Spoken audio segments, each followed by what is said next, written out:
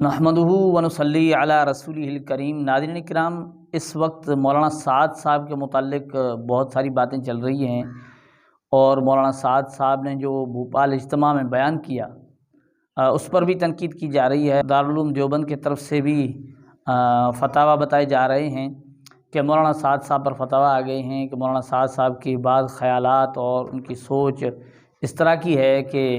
یعنی درست نہیں ہے، تو اس پر علماء کرام نے اس کا رد کیا ہے۔ تو اسی سلسلے میں ایک بات ذہن میں ایک سوال اٹھتا ہے کہ بھئی کیا علماء دیوبند بھی اب ان کے اندر بھی ایسے لوگ پیدا ہو رہے ہیں جو گمراہی کی طرف جا رہے ہیں، یا اس طرح کا یعنی ایک سوال ذہن میں پیدا ہوتا ہے، کیونکہ ہم غیر مقلدین کے متعلق کہتے ہیں کہ بھئی غیر مقلد ہونے کے بعد اب اس کا کوئی پتہ نہیں،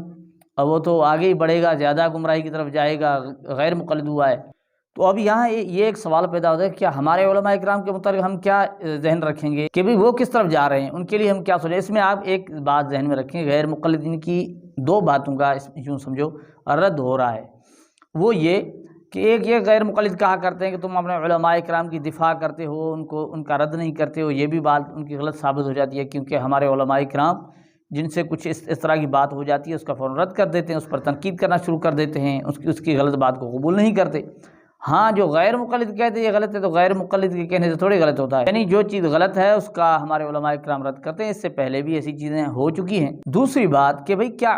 علماء دیوبند میں سے بھی ایسے لوگ ہو رہے ہیں جس طرح ہم غیر مقلدین پر تنقید کرتے ہیں، کیا علماء دیوبند کے اندر بھی ایسے لوگ پیدا ہو رہے ہیں؟ تو بات یاد رکھیں، غیر مقلدیت ہمارے نزدیک ہے کیا؟ بھئی غیر مقلدیت یہی تو ہے نا کہ تقلید کو چھوڑا جائے، اپنی طرف سے دین کو سمجھا جائے، اپنی طرف سے اپنی سوچ کے مطابق ایسی چیزیں لائی جائیں جو امت کے اندر نہیں ہیں، یہی تو غیر مقلدیت ہے۔ اب جو بندہ بھی ہو اگر یہ ذہن رکھتا ہے اپنی طرف سے ایسے مسائل لاتا ہے جو امت کے اکابرین نے ان چیزوں کو نہیں سمجھا، چیزیں جو پہلے